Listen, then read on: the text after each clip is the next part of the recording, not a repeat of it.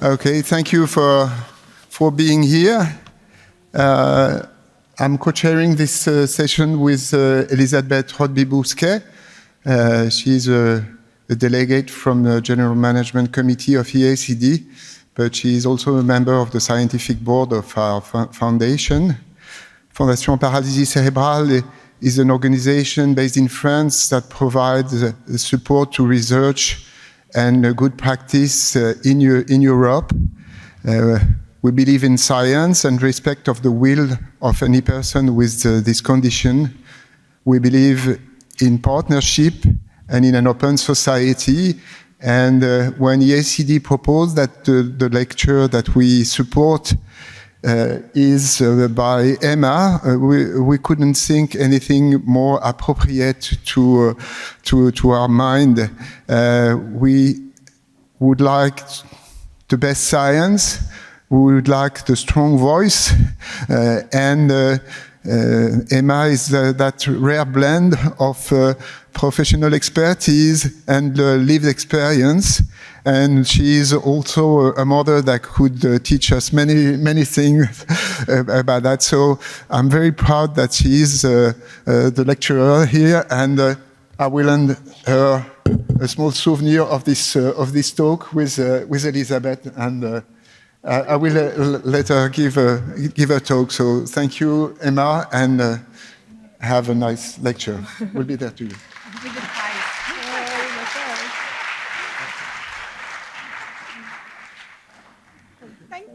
Thank you.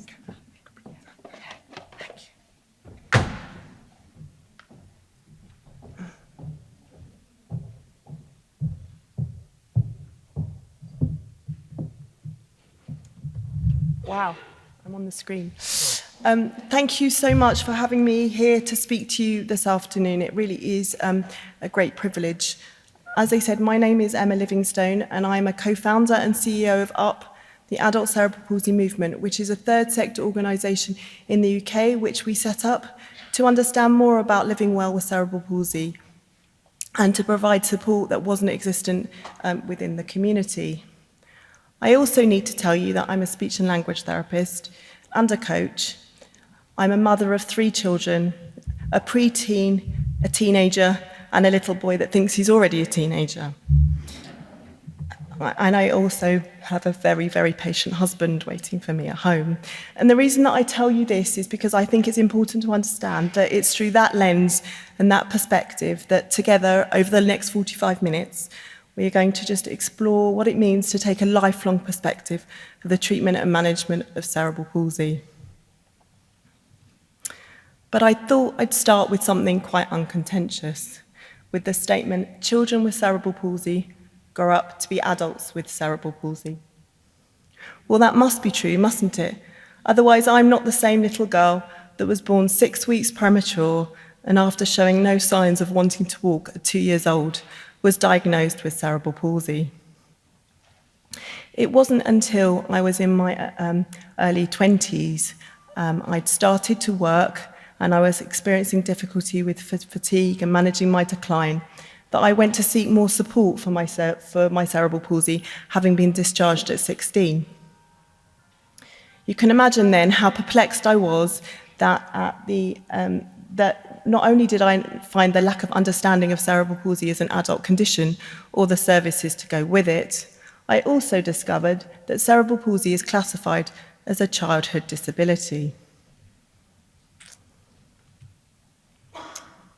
I'm really pleased to say, through the work of the dedicated research community, that we have much more of an understanding of cerebral palsy as a lifelong condition now. And I'm going to try and answer this question, as I said, what does the treatment of management of cerebral palsy look like if we take a lifelong perspective? And I hope to do that by first sharing my story. Secondly, rather briefly, telling you the new information that we now understand about cerebral palsy. And third, trying to apply that new understanding to cerebral palsy as a lifelong condition in the way that we treat both adults and how we treat children. And thirdly, I'm going to explain a little bit how an organisation like UP plays a role within the community to support them too. But first, my story. Why am I telling you my story?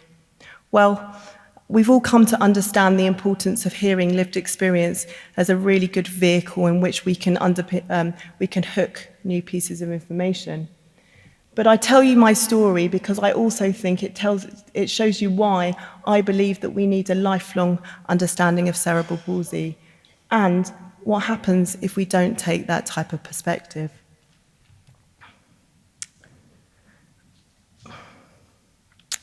So first, I'm going to bravely tell you my story, because I believe the lack of medical support and services is one of the biggest barriers to my participation. Due to lack of healthcare, I struggled to maintain my level of fitness and mobility to do my job, and after increasing frequency and extended sick leave, I eventually had to stop working. I'd been discharged from paediatric services at the age of 16, and the coordination of my care by default fell to my GP. As a young adult, I went repeatedly to my GP, but with no clear care pathways, they struggled to find me appropriate support. I'd had difficulty managing increasing hip pain, fatigue, and I was falling over more frequently. I often left those appointments with an unnecessary prescription for antidepressants, a referral back to physiotherapy, and advice to rest. What I didn't get was a referral to the full service, because at 38 I was too young to meet their age criteria, or a referral to a community neurology team because CP isn't on their criteria, or to an orthopaedic surgeon to actually investigate my hip pain. My hip pain was repeatedly misdiagnosed. My issues were always put down to just having cerebral palsy, and the lack of investigation meant my hip dysplasia was missed. This resulted in arthritis developing in both my hips that eventually required surgery. That wasn't straightforward either, because despite a hip replacement being the normal treatment for someone who had hips that looked like mine, because of my young age, I didn't fit their criteria either for a hip replacement. The surgeons were instead content to wait until I'd lost full mobility and was using a wheelchair full time before they take the risk and operate. As you can imagine, as a mum of then very small children, I didn't think that was acceptable, and I had to fight hard and advocate strongly for my surgery. I recognise I was in a privileged position to do that, given my clinical background, but that others in our community wouldn't be so fortunate. My experience in hospital during and post-surgery was also problematic, with an orthopaedic medical team who didn't understand that they were supporting someone who also had an underlying neurological condition, and they found it difficult to manage my levels of pain. You can imagine how thrown they were then when I very quickly developed a grade 4 hill sore and a blood clot, despite the fact that they'd taken all regular precautions. I was an inpatient for nearly 3 weeks rather than the predicted 3 to 5 days because I was unable to mobilise quickly. And you can see here I was eventually discharged on a large gutter frame, having attempted and failed on a smaller rotator and the crutches that they'd expected. I didn't receive joined-up care then, and there was very little planning pre or post-discharge. In fact, it took me 18 months of intensive and privately funded rehabilitation to recover from my hip replacement. My experience, unfortunately, I discovered, is the norm. CP is effectively seen as a paediatric condition by the National Health Service in the UK, and you turn 18 and healthcare drops off a cliff.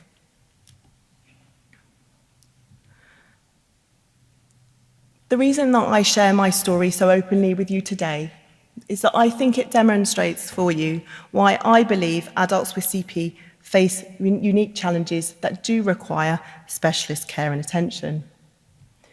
That my hip dysplasia was repeatedly missed because of a diagnostic overshadowing, and if we continue to see people just as somebody living with cerebral palsy and do not investigate their individual symptoms, then we risk that for the community. You need an MTT that understands that the impact of surgery is going to be different for somebody with an underlying neurology. And you need them to understand too that people with an underlying neurological condition do require long-term rehabilitation. But I also think you have to think about the fact that surgery is not always the magic bullet that everybody wants it to be, and there are also repercussions from surgery. We need to think carefully about the reasons that we do surgery.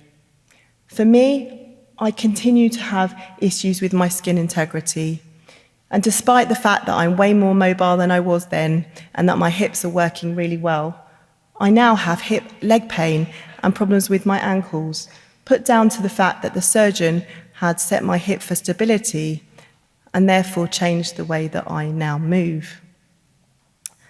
I also have issues because of the long-term crutch use that the surgery necessitated. And that leads me quite nicely to tell you a little bit more about my shoulders. At the point at which my shoulders began to be a problem, I was 5 years post-surgery and 5 years wiser about the impacts of living with cerebral palsy. I was 45 years old and experiencing gradual and increased pain in my right shoulder. I'd never had issues with my upper body before, and the pain from my shoulders was causing my arm to spasm, and this was having a significant functional impact. I had difficulty getting dressed, putting on a coat, which was difficult in a UK winter. I had difficulty preparing food, chopping vegetables, and carrying saucepans, and most particularly, I was having difficulty with using my mobility aids. At the time, I felt like my CP was just getting progressively worse. This was at the latter stages of the pandemic, where getting support from professionals was problematic. However, I was able to speak to my GP by telephone. Taking my regular analgesics had little impact, and I chose not to begin taking baclofen, a medication I knew that helped my spasms in the past, as I also knew that it would risk me becoming more unsteady on my feet. And bearing in mind I was finding my crutches difficult to use, this would have been problematic. I was able to consult a private physiotherapist who I knew had expertise in working with shoulders. She gave me some advice around splinting, gave me a session of 2 of ultrasound for pain relief, and referred me back to an orthopaedic surgeon for further investigation.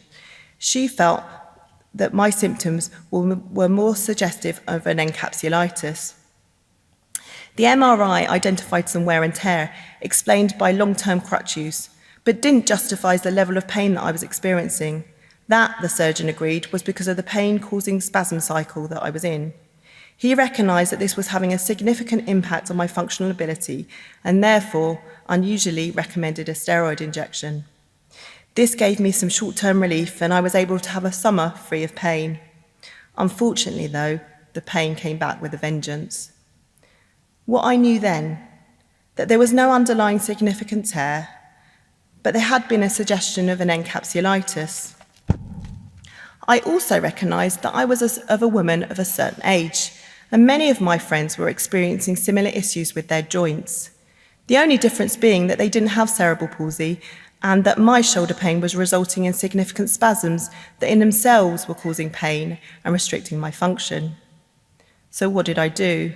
At this point, I had an ongoing relationship with a personal trainer who was helping me to stay fit and active after my surgery. When my shoulders began to be a problem, I asked her to help me build up my muscles around my shoulders and to strengthen and protect it.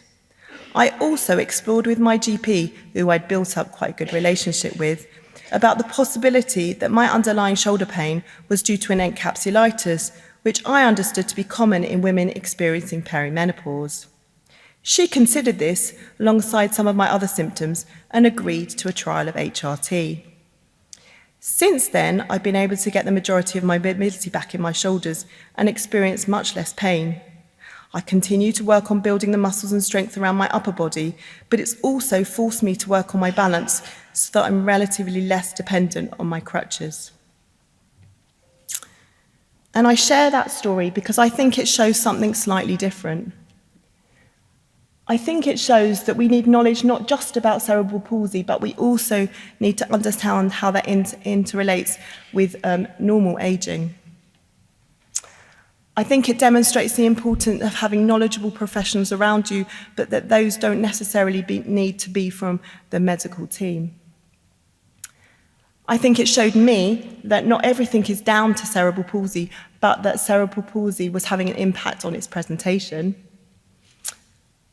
I think it really does show that it's down to you really to problem solve and begin to advocate for yourself to get the right services.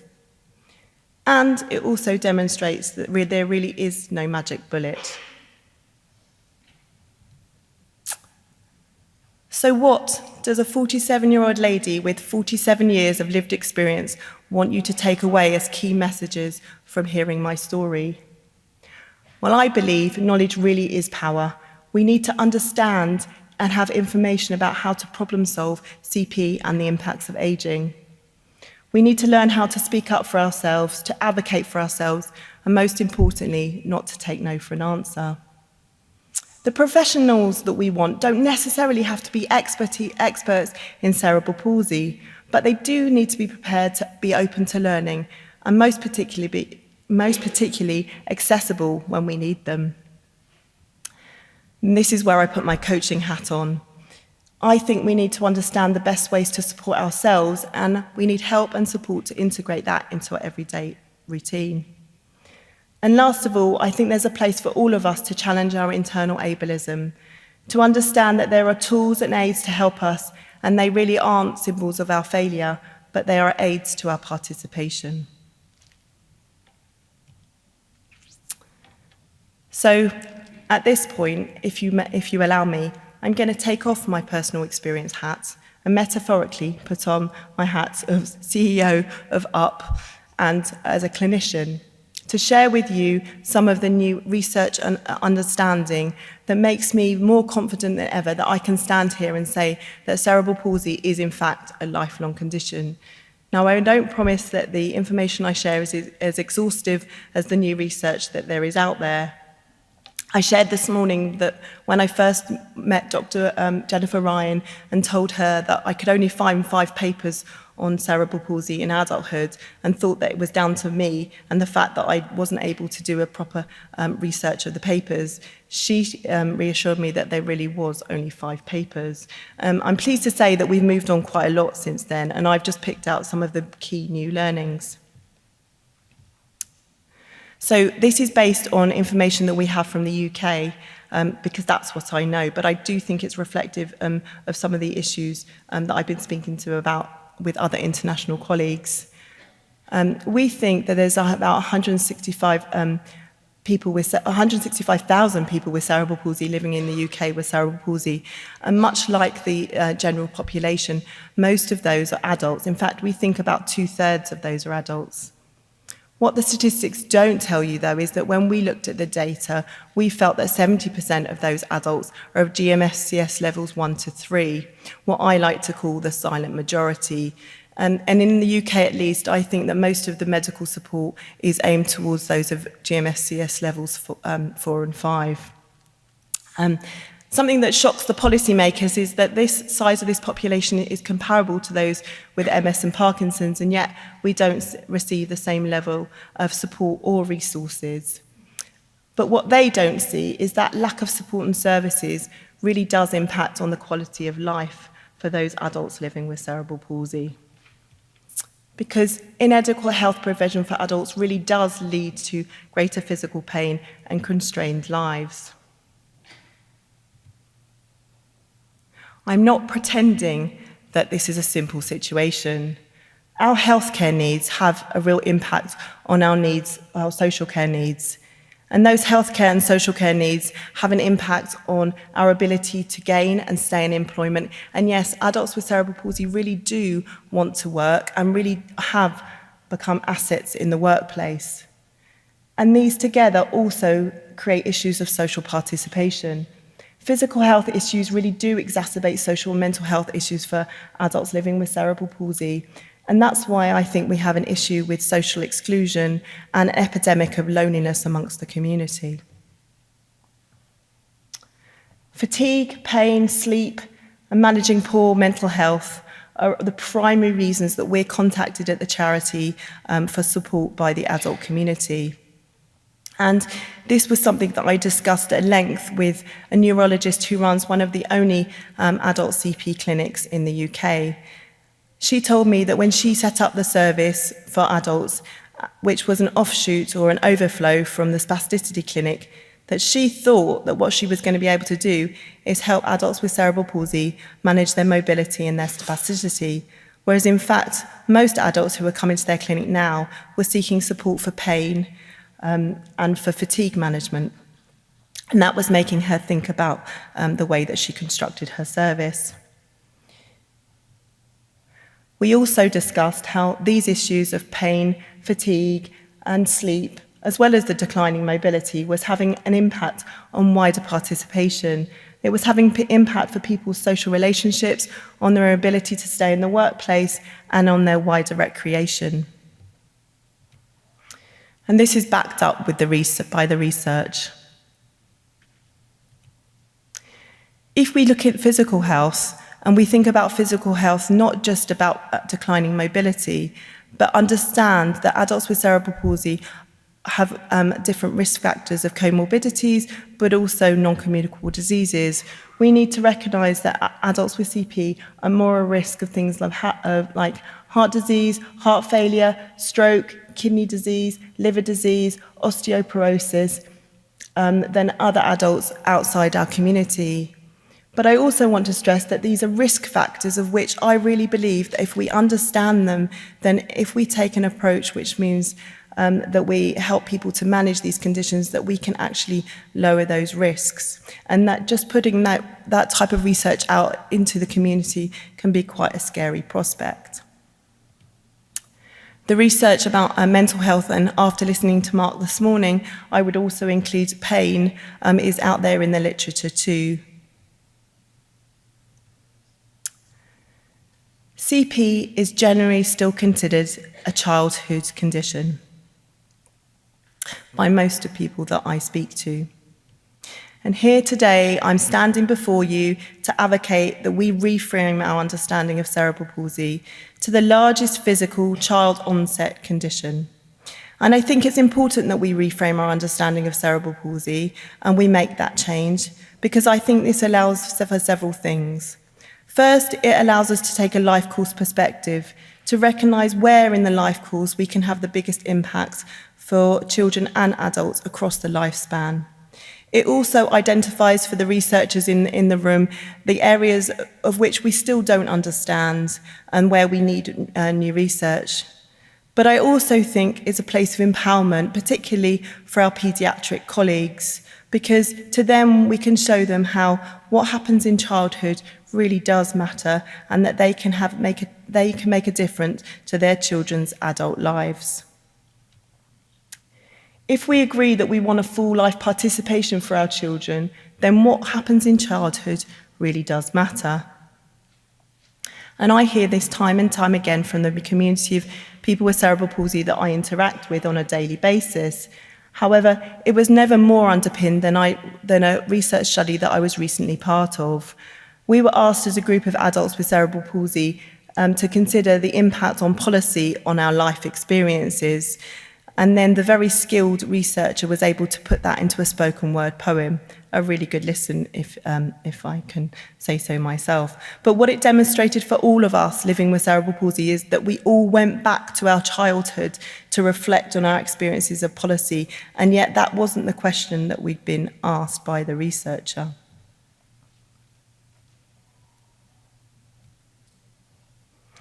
So we can stand here more confidently now saying that cerebral palsy is a lifelong condition, and we understand much more about the implications of living life well with cerebral palsy, what needs to happen, and how we can make an impact. But it's with this new understanding that I think gives mandate first to equip our children better for childhood, and to make our voices stronger to advocate for better adult services for our community.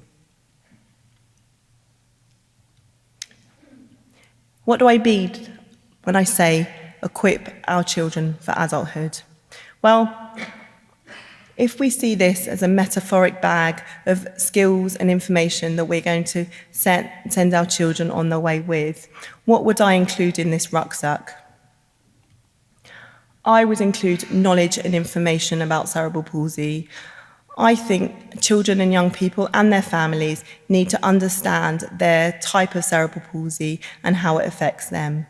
I think they need to understand that their trajectory, they need to understand living well with cerebral palsy, and they need to understand aging well with a disability. I know that there's been some discussions about whether we should tell children at a young age that this is a lifelong condition. But really, what do we think happens? We all grow up to be adults, and there is no magic bullet, and I believe no magic wand. There's been some wonderful new research looking at the transition process between children and adult services. And what was really exciting for us is not only did it tell us that, yes, people need more information about the pathways of transition where there is some, and that give us some ammunition to fight for better, but what it also did was to identify the key skills that I think we need to be giving our children, those of building independence, self-advocacy, and decision-making skills.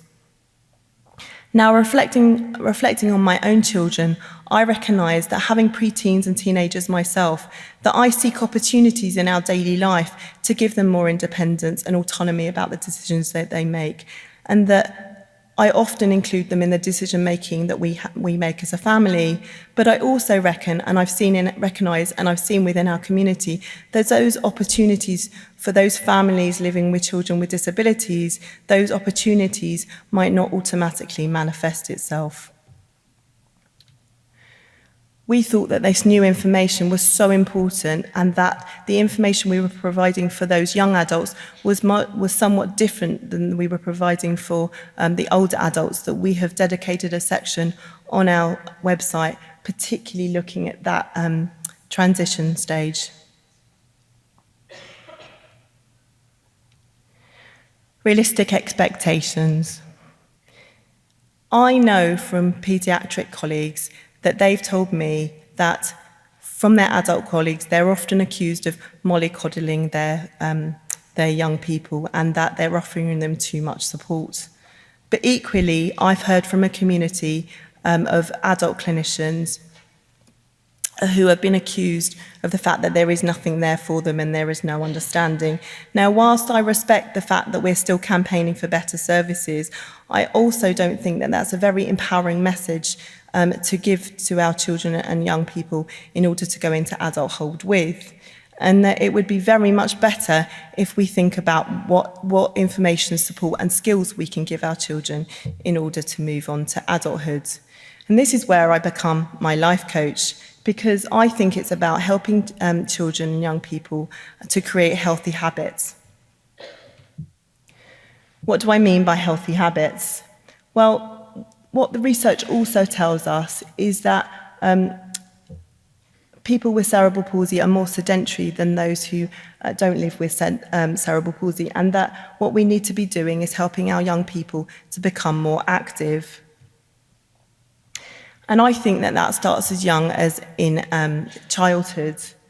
We need to give our children and young people those positive experiences of exercise, and not be like I was, hop, skip, and metaphorically jumping out of the physio's room when she told me that she no longer needed to see me on a weekly basis. I didn't have any positive experiences of exercise. In fact, when I was at school, I was given the whistle and told to blow it at the beginning of the sports day. What we need to provide for our children is those positive experiences of exercise, and look at the range of activities and exercises there are out there. We need to find activities that are fun and sociable, and know that by providing them with those sociable, fun and sociable activities, we're also providing them with a peer network of support. We need to show them how it's a family pursuit, and it's not something that's just done to the individual, that everybody in the family takes part in the necessity to stay active, and that we can integrate that activity into our everyday life, and it doesn't have to be something that's over and above or additional than their peers. When working with a group of adults during the pandemic to encourage them to get more active, to help with their deconditioning decline that they were experiencing during the pandemic, what we found was that the adults who had positive experiences in childhood, who had, for example, ridden with the disabled or had access to sports and inclusion, were more able to access sports and activities again in adult life. We also saw that those adults, that many of the adults that we were speaking to didn't think that exercise applied to them. And even though we're lucky enough to have guidelines in the UK that suggest that 30 minutes of moderate exercise is applicable for the disabled community too, they hadn't seen that public information would apply to them too. What we also recognised is that they weren't very good at identifying what moderate levels of exercise was for them. For some people, it's about doing more transfers from their chairs every day. For some, it's about going for little walks, and for others, it might be about doing 5K runs. And I think it's important that we support our community to understand what a moderate level of exercise is and how to integrate it into their everyday life. And lastly, I think as a society, we are now really understanding the impact of our physical health on our mental health, and that the importance of staying fit and active in the consequences of, and how we can use that as tools to help our mental health. And I think that we need to remember that also applies to our children with disabilities too. And that leads me to talk about participation. There's some really great work going on at the moment looking at the ICF framework, and we all know the importance of putting the patient in the centre and thinking about participation as a goal. My reflection of childhood was that my goal setting was around me becoming more independent, and independence for me meant walking without any aids or support, and that was the focus of attention. We can see that it's no longer acceptable that children with disabilities aren't given routes in to interact with their peers. And often I see in mainstream schools in the UK that people with disabilities are still on the sideline, and we need to help them to find activities where they can also be socially included. I just want to touch also on what we need to do to recognise success. As I said, I hadn't realised how much I'd internalised the fact that success meant walking independently. But now I'm beginning to realise that actually my mobility aids increase my participation and increase my social inclusion. This is me, some more of my family history. This is me, my child is 3 years old, it's his birthday, I've just had surgery, and in my head it's acceptable that I'm in a wheelchair because I've just had surgery. I had a really big revelation that day. Whilst in the wheelchair, it meant that I was able to spend the entire day with them and not half the day stuck in the coffee shop waiting for them to finish because I was too tired to carry on with the activities. I also had energy left to help with bed and bath time, and I didn't spend the next day recovering from my exploits the day before. And actually what I realised was using a chair meant that I could be fully included in everyday activities. Now I recognise my mobility aids as vehicles of participation. I have a toolbox, as I call it, or a broom cupboard of aids that I can use for different things. And just to underline the way that I use those and how it's become acceptable for me, I chose to use wheelchair assistance at the airport because I knew that this was going to be a long and very tiring conference for me, and I wanted to conserve as much energy as possible. Around the conference, you'll see that I was using my crutch, and that's because it's an unfamiliar place and there's lots of people, and I worry about my balance. It's never pretty seeing me falling over. But round the hotel room, I'm quite freely able to walk around independently, and I try to encourage young people to see their mobility aids as tools that they can use to aid their participation. So we've looked at participation and we've recognised success. And we've also talked about the relationship between physical and mental health. But I just wanted to add that what I've realised as an adult is that my mental health also has an impact on my physical health, and that when I am more stressed, my tone goes up and my balance is poor.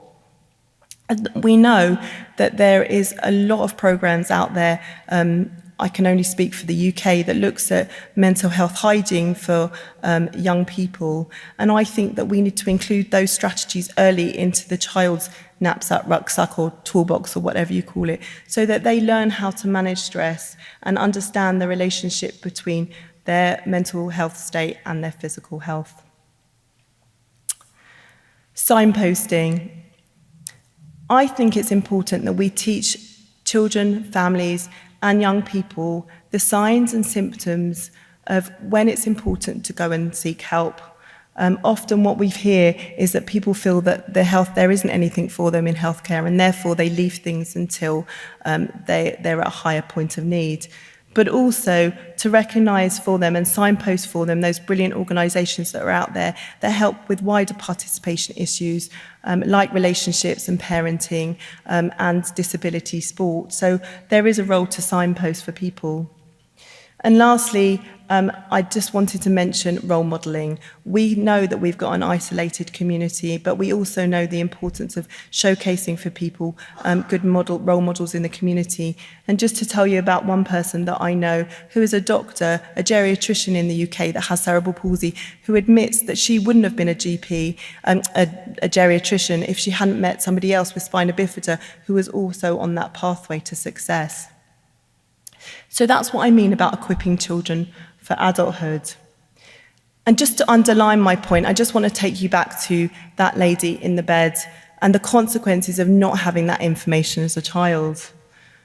I was requiring life-impacting surgery that to this day I don't think would have been necessary if things had been picked up earlier. I had no support or understanding from a medical community. And that meant that I was coming to terms with a real significant change in my functional ability, which led me to question my life choices. Should I have had 3 children? Should I have climbed those mountains? It also left me feeling very guilty. I felt that I wasn't able to be the mum that I thought that I was going to be, but also guilty on my husband, who now had a bigger role in childcare and who now needed to help give me self-care, and that wasn't something that we'd anticipated when we got married.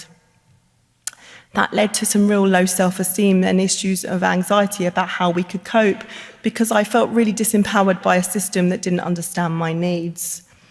I had no positive association with exercise, and I didn't know how to help myself, and therefore the long road to rehabilitation lay ahead of me was really daunting. And lastly, I was really isolated, both from a community of able-bodied peers, if that's what I'd like to call them, who were also parents but didn't have to navigate parenting with a condition, but also isolated from a community of people with CP. Because if you can believe it, I never spoke about the fact that I actually had CP before I was the age of 30. What would have that person really required from adult services? Well, they would have required knowledge and skills. I think adults with CP also require support, and as I've pointed out, signposting. But that's not to say that we don't need services too. And it won't surprise you to know that I have spent the last 5 years thinking about what good services could and should look like for adults. And this is only our latest iteration. I think that we need to consider the implications of health, social care, education, and employment when we're making decisions. But ultimately, we need well-planned and supported transition. We need clear care pathways and knowledgeable professionals.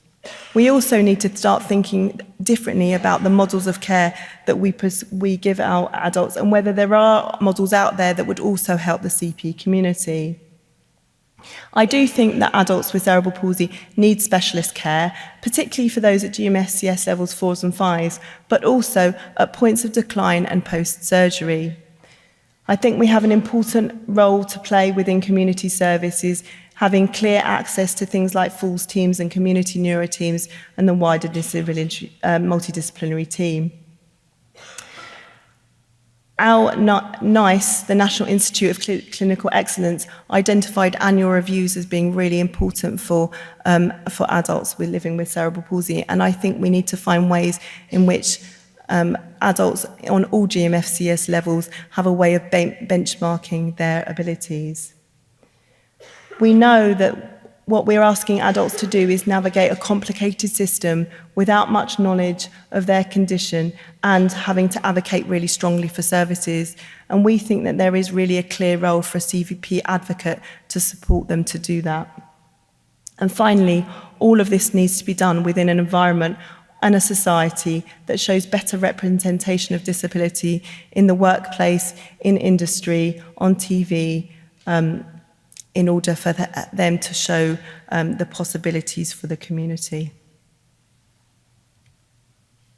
And in the last remaining minutes, it would be silly for me not to share with you what we do as an organisation like UP in supporting the community too. I see our roles in 4 ways. We provide support for the community by providing weekly online support groups, but also by sharing up-to-date information on our website. We help our community navigate a complicated system and signpost them to different resources. We will also always be advocating really strongly for better services for adults. But we also have a role in knowledge translation, taking all the research that we're learning about living well with cerebral palsy and making it meaningful for the community. I really, at this point, would like to say thank you and how grateful we are as a community that you've started to think that it's necessary to understand cerebral palsy better as a long-term condition. But I would always advocate that this research is done bearing in mind the needs of the community, making it functional and meaningful, and creating research that helps us as organisations leverage the change that we need for our community. So just to show you some of the resources that we do have available, and just to say that we are often asked how we choose the work that we do, given that there is such wide scope. And I would say we do that by talking to our community, talking to our research colleagues, and to understand from our stakeholders what is going to make the biggest change in their policy decisions. So we have a website where we're able to share information.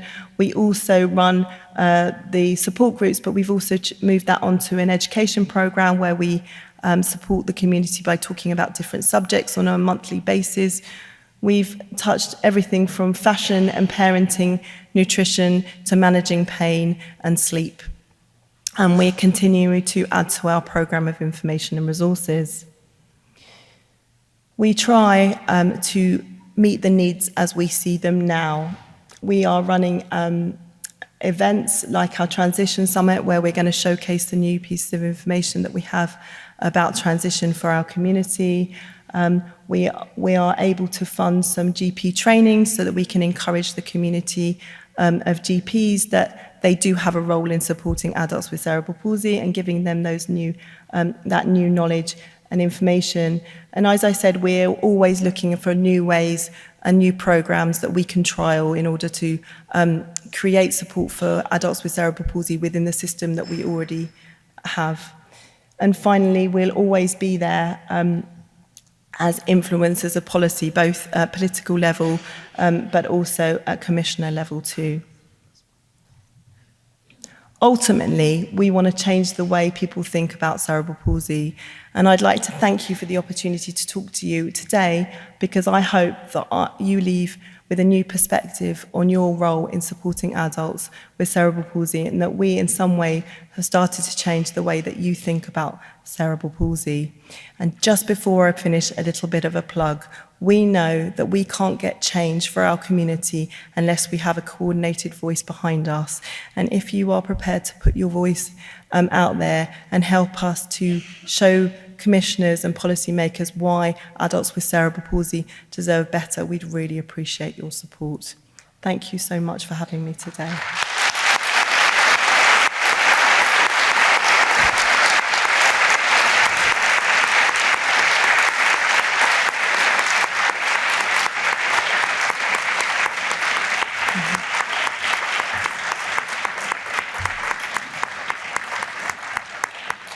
We would like to thank you so much, Emma, for an excellent talk and for generously sharing your experiences and knowledge and being a fantastic role model and advocate for everyone with cerebral palsy.